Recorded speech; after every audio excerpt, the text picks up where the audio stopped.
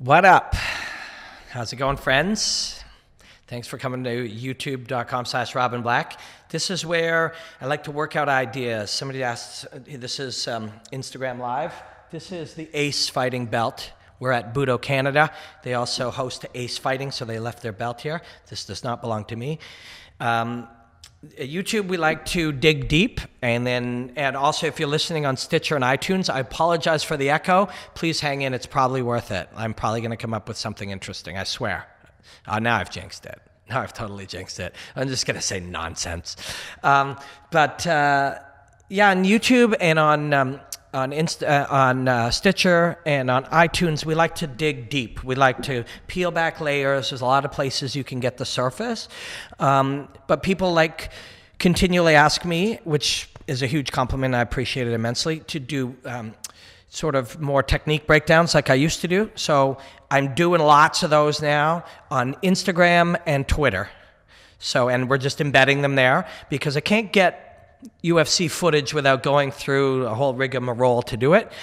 And then it gets pulled down off YouTube. But if you follow me, Instagram and Twitter, at Robin Black MMA on both, we are putting up little technique or little fight breakdowns. So I got a Korean Superboy Doo Ho Choi one up. I got a Jeremy Stevens one up. And we got a Francis Ngannou knocking out the Reem. We got that up. So what I'm going to do today, so please check that out. And for those people who prefer bite-size breakdowns, because here on the YouTube channel and on podcast, we like to dig deeper. And we know that we got a little audience that gets high and then comes with us. You don't all get high. And if you've got your kids there, don't get high. It's bad for you. Mark's like, no, it's not. So also, if you're on podcast, you can't see it, but I'm wearing a hot lava shirt. ShopRobinBlack.com. You can get that and other ones. We're going to answer some questions. You ask questions, and I'm like, I will answer them. Well, we've got some here. At the Akasambo has pulled up some questions for us, and we haven't done one of these in a while. It's going to be really fun, and thanks for hanging. Appreciate it. Especially you guys on podcast. I apologize we haven't given you as many long-form things. It's really important to us to do that, so trust that we will do that.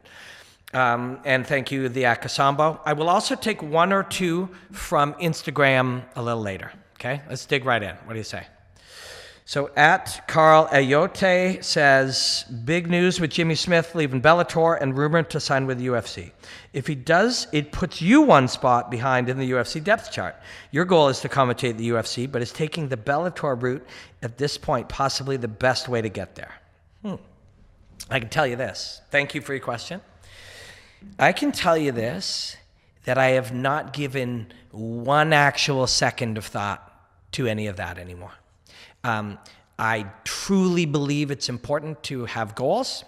And yes, my goal is to one day commentate the biggest fights in the world.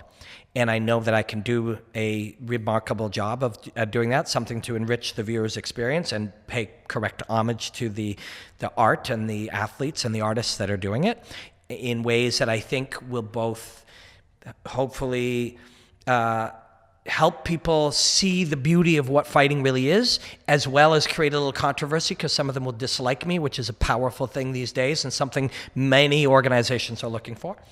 I think I can do that. And I think that is important to have that goal, and it still is my goal. And in fact, I do a one-man show, and that goal is a big part of the storytelling of that. But I've found that life is a lot better when that goal exists, but you give yourself process goals in the meantime. What are small things I want to accomplish? What are the short and medium length things that will make me better, smarter, grow, enrich my life, make me better at my job, make me a better person? And by concentrating on those in the last 3 or 4 months, everything has gotten smoother. So that goal still exists in there, but once you overly focus on that goal, and we will talk about fights as well, but these are things I find interesting, and I love talking about. And they're not just about myself here. This applies to anybody with a goal, and my perspective of it is if you overly focus on the destination, you start not taking signals of what's on the path, right? And you start trying to like cut your way through the forest and get to the destination, maybe without even seeing the path. And there's an issue when you're trying, if I say I want to be in a position to commentate the biggest fights in the world, and I know I can do it in a way that will give value to the audience and the fighters and whoever I work for, if I say that, I can do things to get better at that. What are the things I can control? My abilities, how well I can do this, how much I've learned, how to use my voice and how to understand things, and what would be the best way to do those things. That's all a path you can follow, whoever you are and whatever your goals are. That's a path you can follow, the things you can do. What can you do to make you better? What can you do to make yourself have more value to whoever it is you're doing something for? What you cannot do, and the mistake that I made a few months back was, with the same goal in mind, same goal, still there. The mistake that I made was, how can I get this guy to see that he should hire me based on that, and who's in that spot, and what if I send this particular email, or what if I made sure they saw this thing, or what if, in this audition I made sure that that's never going to work. Now you're trying to figure out how people see things and why they make decisions and influence thought. And I don't know any of these people. Dana, I really like, and Dana's given me different jobs. Did something for ESPN on Connor and all these things. And I really like him. He seems to really like me, but I don't know him. I don't know why he makes choices based on what they are. And I don't know any of the variables. How much money do they have? What does this thing mean? Who are the other 7 people? Who's his best friend? How tired is he? I don't know any of that. Never mind the people a few steps down from that. I don't know them. I don't know what motivates them. I don't know what they'll see or not see, or what is of value, what they value, right? So if you try to influence somebody to hire you or sign your band or invest in your YouTube channel or whatever, you don't know them. You don't know what they value, right? So you can't influence them. So and you can pull your hair out and go crazy doing those things. So what can you do? Get better every day. Get healthier, get smarter, learn something, study things, learn from your mistakes. You can, these days, grow. If people seem to like your stuff, put it out more. Be consistent, work really hard. If lots of people are saying this guy's the best in the world, or lots of people are retweeting things, or lots of people are following stuff, that actually influences people. A lot more than trying to figure out what's the email to send to the guy who hires the thing, who makes that guy that thing. So this kind of stuff, this is the wrong way. This is looking under the hood and going, oh, that guy and Jimmy and this thing, and what about this guy, and who's the boss, and what do I got to send him, and that's the wrong way in 2017. I truly believe that. The right way is the things you can do. You can control how hard you work, what you learn, how much better you get. And if you do those things and you share them and the audience likes you, you're actually influencing your ability to influence. And that you can control. So that's what I'm doing. Having said that, Jimmy is very, very good and a great guy. When I look at this now, with my distance goal to commentate this stuff, and that's still real, and my short-term goals being about improving and getting better and so forth, I look at the path now and I think, what else I could do to get better and to grow my stuff and to give people value, people who like the stuff? I can work with some other people. So Luke Thomas and I have talked about doing something together. What? We don't know. Maybe once a week we're going to do a podcast, maybe a thing on some live thing that we don't even know exists, or I don't know exists, or maybe something's going to pop up tomorrow we can do from our computer, or maybe we're going to fly to the same city once every 2 months and tape 5 things, or who knows. But me and Luke are going to do something together. We're friends, and we like each other, and we learn stuff in different ways from each other. So Jimmy, I now look at that and go, maybe there's something cool I could do with Jimmy. Never mind jockeying for positions of a job that may or may not exist, that you don't understand all of the workings of how and why people make those choices. Not only that, but these days, eventually those people have less power. They will all, and I don't mean UFC executives, I mean in all of these things. All of these people will have far less influence. The audience has the influence now. The audience says, I like that, or I don't like that. And eventually that takes care of itself. So, but could I do something cool with Jimmy? You know, could I reach out? Hey, Jimmy, you want to just, for the hell of it, every month record a X, Y, or Z? Or next time, I think he lives in California. Next time I'm in California, hey, Jimmy, you want to shoot something with me and Mark, and we'll spitball something? That's where the learning happens. That's where the sharing ideas happen. So I'm sorry to meander all over, but that's what I do. You asked, so I thought I'd share my thought process. Some people find other people's thought processes interesting, and some people have already changed the channel and pressed stop and moved on to cat videos. So the answer is, I don't know. And it's not been my thinking now has been focused a different way. So, but thank you. I hope that was some kind of question, some kind of answer. At Johnnyappolis, when is your Doo Ho Choi visit? I'd like to know what he's learned since the Swanson fight. Cheers. So I went to Korea and I did some in the gym technique stuff with Doo Ho Choi. I did some breakdown footage where we looked at, he was supposed to be fighting Touchy-Feely at the time. And then Feely got injured. And so he and I broke down some of Feely's techniques, some of his own. There's a lot of stuff we did. People get busy. Businesses get busy. This is something I see a lot these days. I did something for another company, and a couple of weeks went by, and they're like, "Oh, I'm sorry, we never got to it. It was kind of a breakdown thing on something not fight related." And then this was for a company called Monster Zim. Love them. And we were discussing me going down to do stuff with Doo Ho for this fight. And they have a lot of footage. I'll reach out to them in the next couple of days and say, hey, where's that footage at? Is there something we could contribute to get that stuff out? But Doo Ho learned a lot. I got to be in the gym with him and analyze his work. I'm sorry. And he's an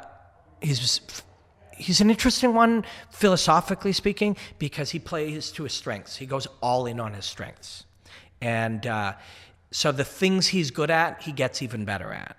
The things he's not good at, he moves away from. And some would say that's wrong. George St. Pierre is, and I'm generalizing. Doo Ho is his own man, and he's different in different moments. But George St. Pierre looks for the things he's weak at and finds joy in discovering them so he can go and work on them.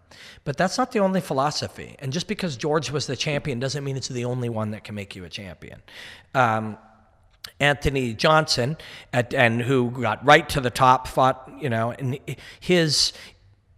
him not winning the title on his 2 chances was not anything in the training room. It was psychological. It was his ability to express himself that night. He was somewhere in between. He would say, I will always commit to trying something. I will always commit X amount of time to learning it. If I do that and it doesn't flow its way into the big picture of my game, I may leave it. So he is somebody who says, I'm never going to say no to anything, but not everything suits me. And I guess that might be a better answer for Doo Ho Choi. He knows what he's good at. Conor McGregor had the left hand. That weapon was destructive. And a lot of his game shaped how to shoehorn people towards that left hand. Eddie Bravo's, the brilliance of his systems came from the early days of him saying, hey, I can always get to when I get to the twister, I can mess people up. How do you get to the twister? Oh, it's like this. Oh, and then they do this. Okay, and him knowing that he loved that twister and reverse engineering it allowed him to go all the way back and create an entire twister side control, and which resulted in many, many approaches to the twister. And along the way of playing to his strength, he discovered millions of new things.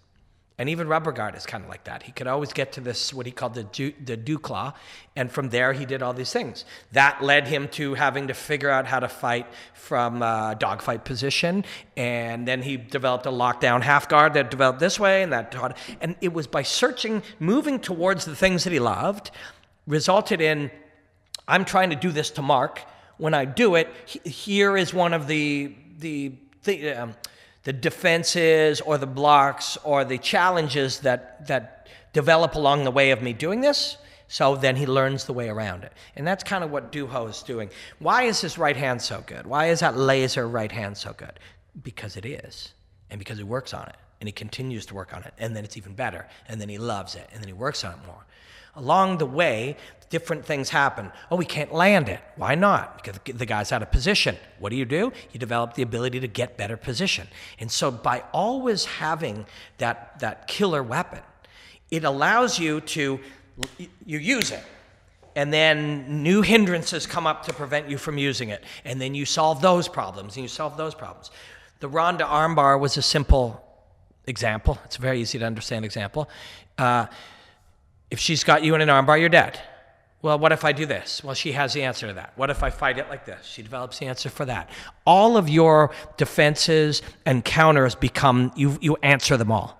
And then you work your way back from it. Okay, well, to get the armbar, I have to get into this position. Well, she has 27 ways to do it, and all of your answers get answered. And to do that, I have to get you to the ground.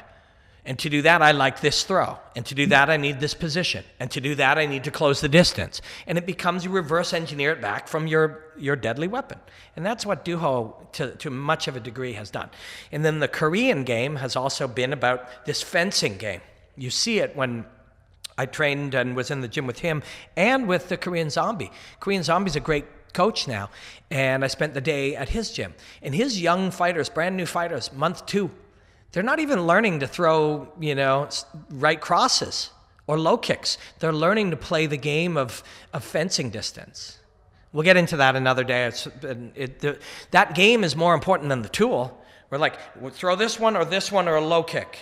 Those are tools. How do we get in a position to throw it? How do we get into a position where you can't hurt me and I can hurt you? Oh, that game. What if we learned that even before we learned the tool? So it's fascinating. But Doo Ho is a brilliant, brilliant fighter. What do you... Mark, I accidentally closed your screen, and I've got the questions there from Akasambo. He's a brilliant fighter. He's growing. I haven't seen him now. It's going to be summer when I was there. So we'll see. He didn't do anything wrong against Cub. Didn't do anything wrong. What did he do wrong? Nothing. He's fought really fucking good. He's really young. Cub's way more experienced. Cub was better than anyone he'd ever faced. He'd never been in that situation before, and he took a lot of abuse, and he handled it. I don't know. As losses go, it's a fantastic loss. You get the experience of flying closer to the sun, facing someone like Cub Swanson that you can't figure out, and Cub actually makes you think you had something figured out and then penalizes you. And I think if you go... put in Robin Black, Cub Swanson, Monster Zim, MonsterZym, into YouTube. You'll see the 3 pieces I did with Cub Swanson for them. And Cub actually demonstrates a few of the things he did to solve some of the issues. He did this, and then Doo Ho had that reaction. He saw that Doo Ho had that reaction, so he drew out that reaction to hurt him. Some really cool stuff. Doo Ho got the lesson of having that experience. So he also, his other real strengths are, his feints are so real that you either shell up or you have to start to ignore them, and as soon as you ignore them, you're getting hit. Because if you ignore this, he's so fast and clean that this looks exactly like the real one, and it comes quickly. So I can't wait to see this fight. And I can't wait to see it. And Jeremy Stephens has adapted his game too. We'll talk about that fight some more. We still got over a week, right? Yeah, we'll hit that fight on Tuesday hard. But if you go to the Instagram, you'll see a 1-minute technical breakdown on both guys and one of their KOs. Okay. Oh, Akasambo, thanks again for always having our back on Ask Robin Blackman. You discussed with Daniel Cormier that setbacks and losses can be the biggest teacher and motivation for growth for an athlete. Do you think that missing out on the Ferguson fight at 209 pushed Khabib to even more growth? He looked way leaner before the Barbosa fight and maybe had his best performance yet against a world-class fighter. Thanks for your question, brother. If you want to look at the Cormier interview, we did it in Winnipeg, and it's on the YouTube channel maybe about a week back. Maybe it's 8 or 9 videos back at the most, back in the list of videos. It was great. We chatted with Dan about a lot of different things. And losses and setbacks do teach you things. In our earlier question, somebody asked about, and I like to share personal stories as best I can, because I'm only one person, so I can give you a personal story that allows you to try to express your own experience. And we talked about in the first one about the goal of becoming a UFC commentator. By getting very, very close, but then not getting that Dana White's Contender Series, made that setback made me understand that answer that I gave you. Because you can drive yourself crazy. Why didn't I get? What should I have done different? Nothing. You worked really hard. You did everything you could. There's a subjective nature to that job. That human beings make the choice, and there's only like 2 or 3 of them, or 4 or 5, some of which I've never met, and they value different things. Learn that from that setback. Changed my life in very positive ways. First, I was miserable for like a month or 2, and then that setback taught me something very, very helpful. Dan talked about how setbacks have shaped him and made him a better man, a better father, a better fighter, a better sportsman. All of those things. I don't think you're going to find too many people who will tell you, who will argue the fact that their setbacks, if they were fortunate enough to see the way to use them in their life, fortunate enough, because we can run away from failure. That's not uncommon. But if you move towards it and you examine it honestly, it'll teach you things. Khabib, I want to get that pronunciation down. I got to ask Anik. Anik's the man. Anik knows how to pronounce things. I'll ask him. I like that guy. When Khabib brought in a great nutritionist, and fuck if I haven't forgotten his name briefly, but I hung out with him in New York and in Winnipeg, which is why it's killing me, but I have a thing with names. So at the very least, he learned that. Now, there's a lot. That guy's never lost. You know what I mean? Think of that. That guy's never lost. So that type of setback will have been massively helpful to him. Massively. Justin Gaethje, same thing. That loss to Eddie is going to change him forever. He said it was the best thing that ever happened in his life. Because he fought his heart out. And Khabib worked his ass off and failed. Look where Tony is now. Khabib looked phenomenal. But the Khabib game, we were just talking about working towards your strengths. Same thing, reverse engineer Khabib. I'm on top of you in a position where I've pinned part of your body and I'm smashing you. You fight to free that and I pin a different part. And then I smash you. And then I ride your wrist and I control that and then I smash you. And then I crucifix you and I control that, smash you. How do we do that? Well, I got to get positional control, so you get really good at it. How do I do that? I have to get my hands around you and rip you to the ground. Work on that. That guy's so good at that. How do we do that? Get a hold of you on some level and work my way to that. How do I do that? I close the distance. How do I do that? Just aggression and power, flying knees, punches, whatever. Fill the space so much so that you have to at times shell up and then close the distance. And my nature is to look at that and be blown away by Khabib's ability to do that.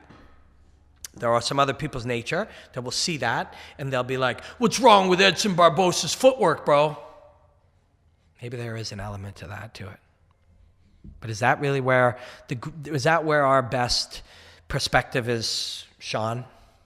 Is to somehow attributing the success of Khabib's brilliance to someone else's setback or failure?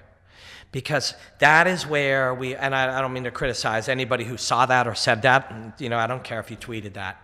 It's not my business, and I don't mean to be condescending or rude. I truly don't. But what we don't understand, and if you fought a fair amount, it helps at least to get the idea. But there's a lot of what happens. Eddie Alvarez couldn't fight on the night of fighting Conor McGregor.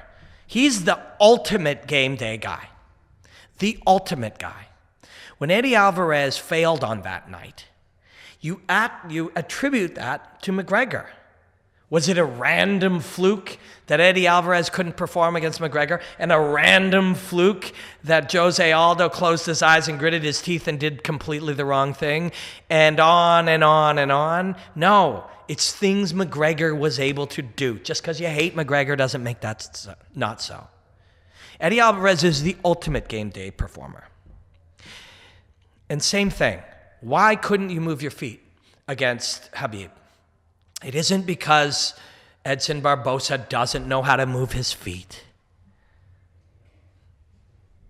In fact, the idea that is the reason, that anyone sees that as the reason, saddens me and makes me think we haven't done our job properly. You put Edson Barbosa in a gym, in a sparring situation, with tools and mitts and whatever things, and drilling and sparring and another fight on that given night, and he could move like Stephen Thompson. Put him in with Stephen Thompson and go, oh my God, I can't believe how Edson Barbosa is moving. Pressure isn't just a term we use to talk about closing distance and being aggressive. Pressure is a psychological pressure. And that's what Khabib puts on you. It's not a coincidence. What is it, 21-0, 22-0? 25-0? You know what I mean? What is that? Is that they all have shitty footwork? I don't know why I'm trapped on this idea, but they didn't. Khabib's brilliant. And the brilliance and the greatness doesn't come and start and end with how you move your feet or throw punches. It's something further than that. And when I talk about these things, I try not to talk about them in the mystical ways that people talked about martial arts, at Buddhist temples. But there are other elements there. It's real. Fucking Eddie Alvarez, is that a coincidence? Edson Barbosa, these are not coincidences. These are real. These are real. We just don't have the words. We don't have the science. We don't have the agreed upon factual, or most people don't have the experience, or we don't have reference points to make of these. So we don't have the language, so then it sounds, like, well, what are you on about? How many would it take? Would it take 30-0, 35-0, 40-0? Where at each one we're saying, oh, that guy can't move his feet. Why can't that guy move his feet? Khabib's doing that to you. The pressure makes you start to crack, be unable to express the things that you can do while not under pressure. The word pressure is beautiful because it is, truthfully, you feel that pressure. It's like a weight. But then it's sad that that's the word, because as we've used these words now, we've watered them down. Somebody else like, oh, he's putting a lot of pressure on him. You got to put pressure on that quarterback. We start to use words in ways that we kind of recognize what they are, but we don't have the deeper explanations. We need 6 more words, 8 more words, different descriptions of it. You love your mother. You love your best friend. You love your family member. You love your grandfather. You love that girl that you met. They're not all the same word. This is a weakness in our language. And it's a weakness in our ability, as a result, it's a weakness in our ability to understand. But that Khabib shit is real. That's real, man. That's real. So I'm glad we got a chance to chat about that. However, we ended up there. I hope it was of value to you. The answer, Akasambo, to the question of the failure for Khabib was a new failure. I mean, he's missed weight before, I believe, but I don't mean the failure to get the chance to do the thing that you're so good at happened not because he wasn't a brilliant fighter who could beat this guy. It happened somewhere in the months earlier. That was the lesson. And what was the answer? I need expert help. He brought in expert help. My apologies. Please, if you can, put in the notes or the comment section Khabib's nutritionist's name. He has worked Lockhart system, and he's a great guy. And I forget Anthony Johnson's name sometimes. I forget Chuck Liddell's name. I forget Mark's name. Like, it's probably a bit of head trauma, but I have a thing with names. So my apologies, but he did a brilliant job. But Khabib's credit goes to identifying that this is an entire world of skill, and either I have to learn it and study it, Patrick Cote, remembered his name. Patrick Cote became a nutritionist, went to nutrition school so that he wouldn't have to, and ended up fighting at 170 pounds. Started at 205. Fought Tito at 205. He studied to get, UFC debut against Tito, I think on a couple of weeks' notice. Did pretty good, too. Fought Anderson Silva. And then he blew out his knee. But he went and actually became a nutritionist. That's a crazy level. We don't have to. Pat likes to learn and grow in those ways. You don't have to do that because this is how much time and focus and hours and mental energy you have. Some of us will say, well, screw it. Let's put this much of it to becoming even better at nutrition. Could be a worthwhile investment. Others will go, I think I need that to work on other things, so I'm going to hire somebody of exceptional skill and talent. That's what Khabib did. So he definitely grew from that. It isn't just, I failed, I need some help. It's like there's a nature, and he's Dagestan? Yeah. And I get to work in Russia sometimes, and I love it.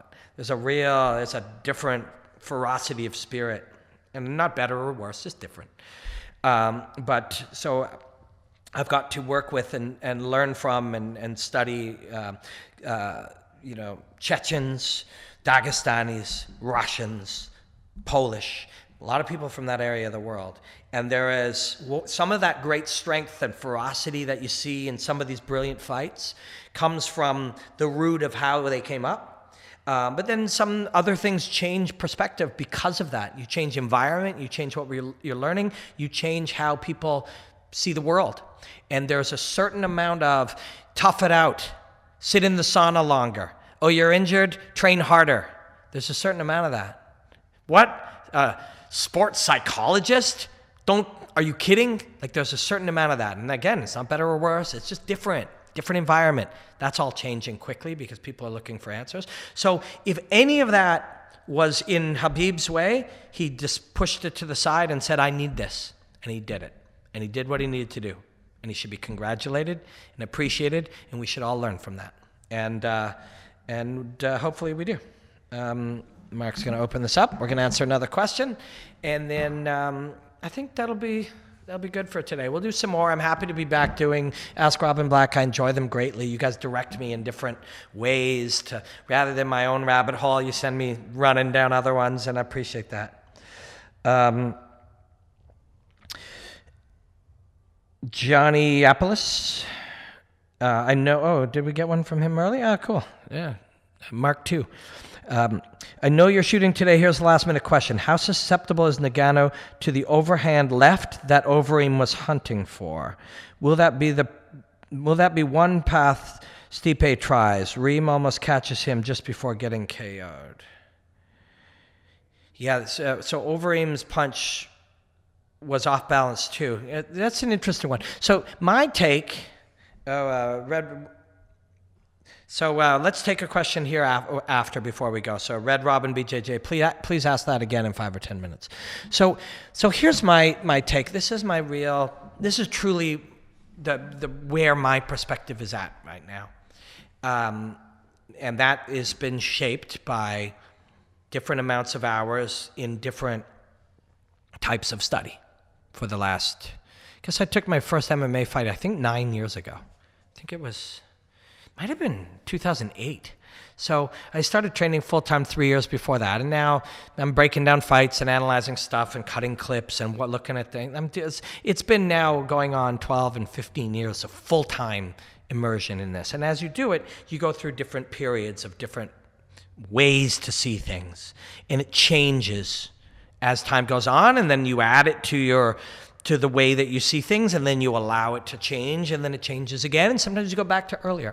But right now, I think like the weapon itself, the tool, is way less. Right now, we're at a time where we were focused on, so we've got a 1 and a 2 and a 3 and a low kick and a step and a shot, and we still enjoy that.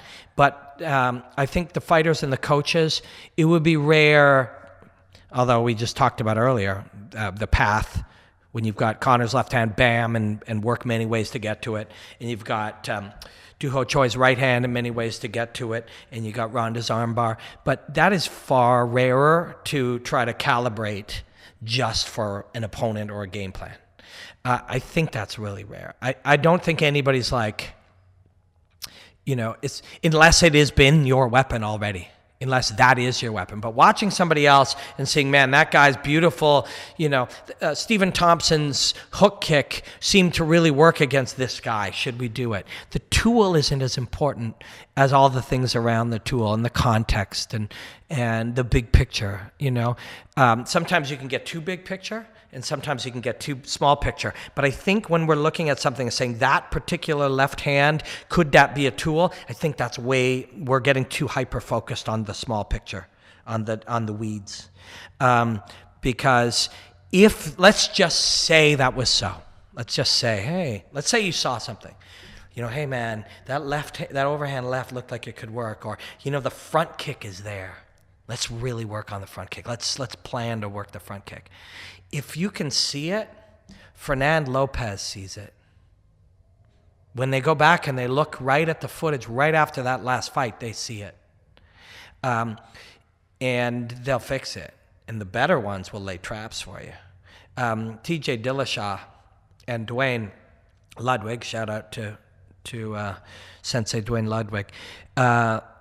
When I get the chance to talk to these guys whenever, and I'm always like really trying to get whatever piece of information I can get, not only to learn and find an answer, but it'll leave me with many questions, some of which I'll explore through other means, and then others I'll mull over until I find more questions, and then I'll DM them or call them or text them or whatever if they have time, or I'll go to their gyms if I can. And I talked to them about the fact that Cody knew TJ.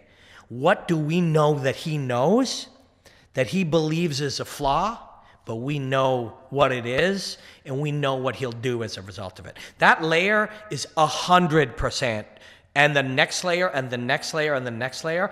So Mark believes that I drop my right hand when I throw a low kick. We know that Mark believes that. So we're going to fake to do that to draw out his left hook, or draw out his straight right. And we're then going to do that to draw that to be ready to slip left hook, something simple like that.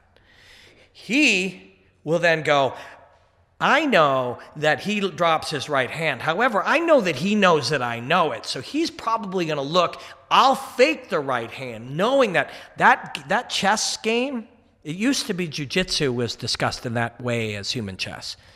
Boxing's been human chess, kickboxing, fighting, punching and kicking and elbowing, hitting. That is a game of chess. Just do this with somebody. Just tip your chin out. What are they going to do? They're going to punch you. If they're in a position that you know the jab is coming, it's not hard to ask for it. It's not hard to ask for it. And you work really hard on getting a slip right hand going, it'll come really easy. You may only get one. And then you add to that. He can see that I'm faking it. So he knows that that I am looking potentially to throw a slip right hand. So as I'm doing that, he fakes the jab and slides back, draws out my right hand and counters. On and on and on and on and on and on and on and on and on and on and on and on and on and on. That'll go on forever. So we cannot play with one tool or two tools. That a lot of the flaws in our thinking when we see this is assuming that what we see is permanent, which is also why I don't do, I've been very fortunate and very thankful to be asked to do some sort of analysis of opponents. I don't do it now. And I thank the people, and if it comes up, I will feel very thankful again that they thought of me, but I'll say I can't do it. Because I want to go into all of these gyms and be invited in and have these coaches know I will never give their secrets. Unless they want me to, and sometimes they do. I'll tell you, Duane only tells me things he wants the other poker player to know about him, which is great. I'll take it. But that's the layers now. The layers that's going on. The way we talk about fighting on Twitter is not the way. It's two different worlds. Jordan and Lee Mean and I were chatting about that in Winnipeg. He's like, there's the world of what's happening in there. Then there's this artificial Westworld interpretation of what television is saying about it and what the internet thinks about it and how it's being talked about. And usually that stuff is 3 or 4 years old. And the newer stuff, the newer perspective, the newer way is the stuff we're trying to get here. Trying to ask the coaches and trying to ask the fighters and trying to find through study to find it. We may not understand it fully, but we can explore it in reality. So that's what we're trying to do. And it's fun. It's fun. It's on podcast here with you guys and on YouTube. The chance to be able to sit here and just do it at our leisure is cool. I have employers and I appreciate them. I love them. And I love, doing things in a certain context. But here, we just do it this way. People will be like, if you wanted more followers, you should do it shorter and be more concise. I don't want more followers. I want you guys. I want better followers. I want you guys. I don't want 4,000 more people who want to argue about who gets the next title shot. There's lots of places for that. I don't mean to be down on that. I don't want more. I want better. I want people we can hang out with and look at this stuff. I know a lot of you smoke pot and just sit around and go, man, that guy's going deep. And I appreciate you too. But then some people find a parallel way that asking all these questions takes us to other things. So anyways, I've already forgotten what that question was. And I am not high. The train of thought exploration is something I value a great deal, and I value this place to be able to do it. If anybody else has questions here on Instagram, whip it out, and we're going to be here for another 5 minutes, and then we'll be back soon. And we're going to try to do an Ask Robin Black every week. Again, hey, I'm thankful for everybody that hangs out on podcast and on YouTube. And I hope that lots of people like it, but whether they do or not, I like it. And this is very helpful to be able to spitball, ask, no, we don't have the answers to things. Really, really powerful. If you have friends that you can do that with, it'll help you think so that by the time I'm doing the concise piece for TSN for a football audience and a curling audience on Francis Ngannou, I can bring it in to that point. Did I tell you you can get this at shoprobinblack.com, by the way? I'm so pumped about my shirts. But it's very valuable and very helpful, and I enjoyed it a great deal, and I'm very thankful for you guys. But I think we are going to peace out. But we're going to try to do this every week because I forgot how much I love it and how helpful it is for me, and I hope you enjoy it too, and it gives you some kind of value. Let me know. Thanks. Black out.